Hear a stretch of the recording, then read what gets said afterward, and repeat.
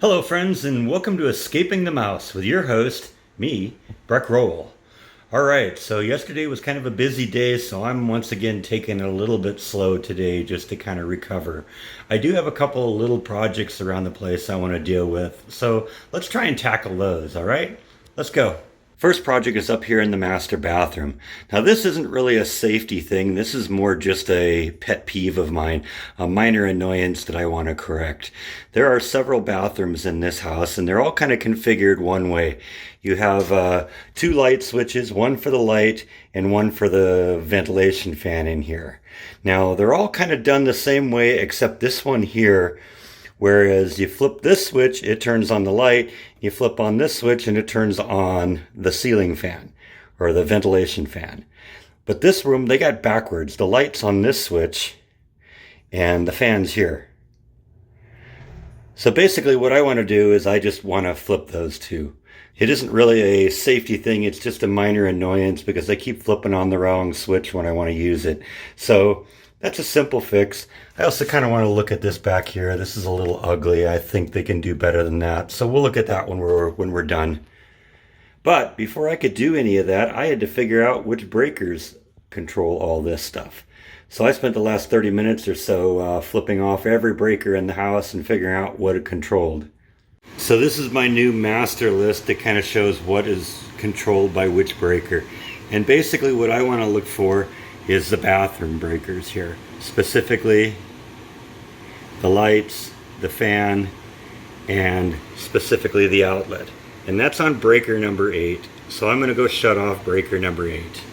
I even went in and numbered the breakers so they were easy to find. So breaker number 8 is that one, and we're off.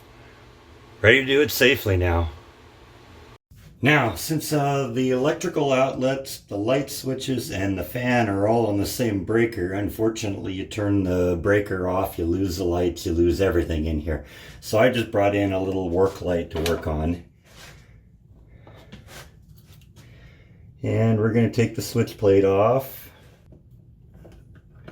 These actually look like relatively new switches, so they must have replaced these. These aren't the same 500-year-old ones that are in the other place. And yeah, looks like they did a reasonable job on that. So basically what I want to do is I just want to flip these outlets. See what I mean by this, about these breaker boxes just floating around loose in here? That shouldn't do that. That's no good. And of course, once again, they filled in the holes with caulking compound.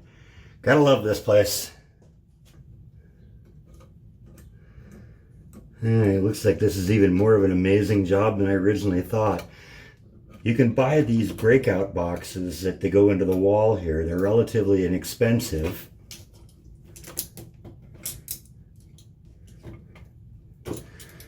But apparently they had the breakout box that's in here looks like it was at one point a three outlet breakout box that would hold 3 outlets. Looks like they cut it in half and just kind of connected them together. Gotta love this. So basically all I'm going to do is I'm just going to flip these around here if I can.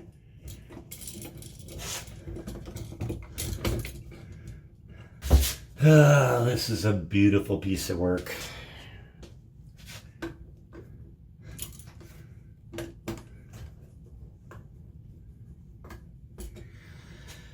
Alright, that's one of them. Like I said, this is just really high quality work in here.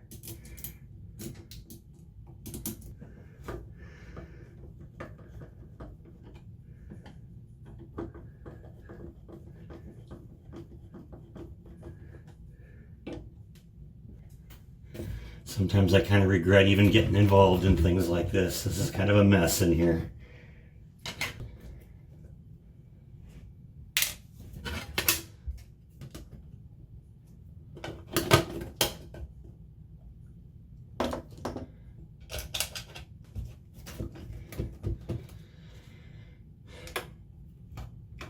Yeah, so it doesn't look like we're going to be doing anything with that, because when the breakout box is cut in half and floating inside of there, there's not really a whole lot of ways to make that look good. Just going to have to make it as least bad as you can. you really shouldn't have to use the face panel like that to get the switch in there straight, but that's what I'm dealing with here.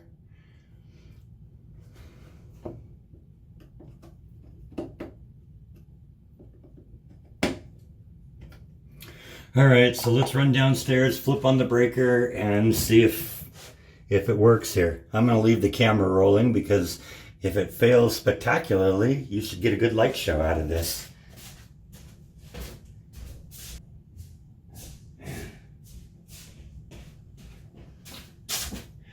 All right, no popping, no electrical shorting out, no tripping breakers, and the light switch works now. And so does the ceiling fan. And now I got the light switch on the inside. That's what I needed. Back in business. So that was a little bit more complicated than it should have been. It should simply have been a matter of flipping the light switches. But the fact that they cut the breakout box in half and half of it was floating in there and all that, it's really a mess. I didn't even try and get that face panel to go on straight because I don't think there's any way of doing that short of putting in a new breakout box in there, and that's way above what I'm willing to do for them at this point.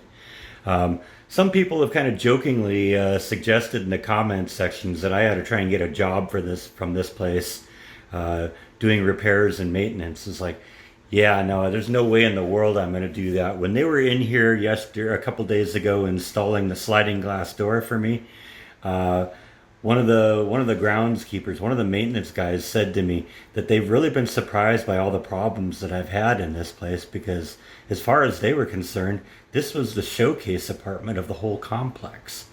And if this is how bad their showcase is, I can't imagine what some of these other units look like. They have to be a disaster.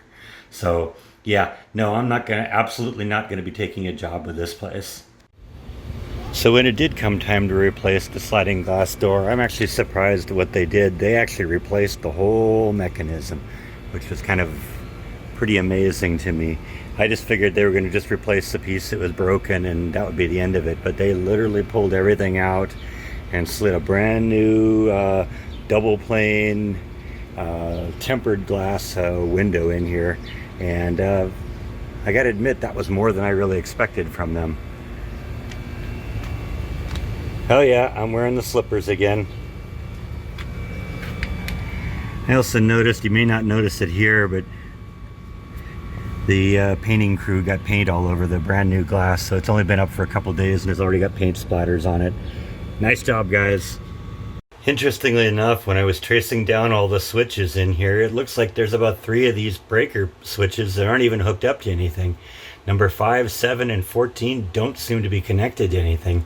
So I think at this point I'm going to leave them off, and maybe at some point I'll discover something doesn't work and then we can track it down. But it seems odd that there be so many breakers in here that aren't working. I mean, I'd understand if they were like down here, maybe they put a couple extras in here. But 5, 7, and 14, I don't know. It's like there was something at one point that was on them and isn't on them anymore. Weird. So the next project I want to work on has nothing to do with the apartment. It's just this little thing on my computer where the CD-ROM drive doesn't go in. I've pretty much written this thing off because I bought this new replacement drive for it. But at this point, I don't want it hanging out like that. So what I think I'm going to do is I'm going to open up this computer, remove that CD-ROM drive, see if I can figure out what's jammed, close it back up again, and then reinstall it. Like I said, it can stay in there. I just don't want it hanging out like that. That's just something to get hung up on when you're walking past it or something like that. So experience tells me that it often makes a little bit more sense just to remove the computer box from the system, get it away from the desk, and move it away from it to an area where you have a little room to spread out. So first thing I got to do is take this side panel off, and this side panel is held on with 2 screws. So I'm going to remove those 2 screws.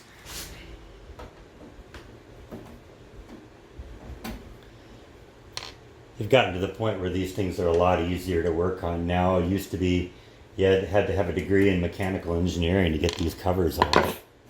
Now they just kind of slide off real easy. So the CD-ROM is attached into this case with 2 screws on this side, one of them here and one of them here. And then also on the other side, there's also one attached right there. So we're going to remove all 3 of those screws, and at that point the CD-ROM drive should just slide out into my hand. All right, got that door back flush closed, so yeah, I think that'll work for us. We're not going to be able to use that drive anymore, but it doesn't look as ugly anymore, right? Now I just got to put the side panels back on. We're in business. I figured while I was in here I'd give this thing a little bit of cleanup. You have a lot of fans designed to keep things cool. This one specifically is a fan that keeps the CPU cool. And unfortunately, when you have fans in there, it tends to suck dust in. And as the dust gets sucked into the mechanics of the fan, it just makes tends to gum up the fan over time.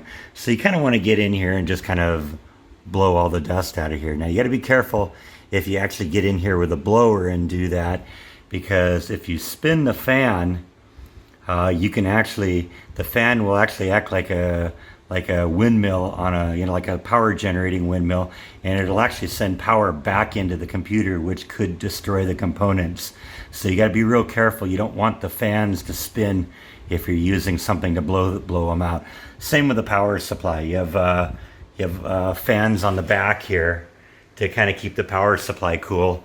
And if you like blow air through it and the fan spins, you can once again send power back into the power supply and burn things up. So got to be real careful. I usually recommend just holding on to the fan with your fingers so it doesn't spin.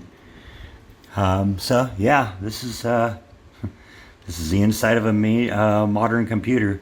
Got your CPU under here, motherboard here, one memory card right here, hard drive, CD-ROM drive up there, and that's really all there is to these things. Doesn't seem like too much, does it? All right, all put back together and ready to go back into the system. Let's hook it up, make sure it didn't explode. All right, it's booting up. That's always an encouraging sign. You want to see something happening. So I think that's all I have for today. As usual, I'd like to thank you for watching Escaping the Mouse, and check in tomorrow when we do our live stream for our friends in Europe. I'll put the map up here once again so you know what time to check in, and I hope to see you tomorrow. Thanks as always for watching Escaping the Mouse, and I will see you next time. Good night.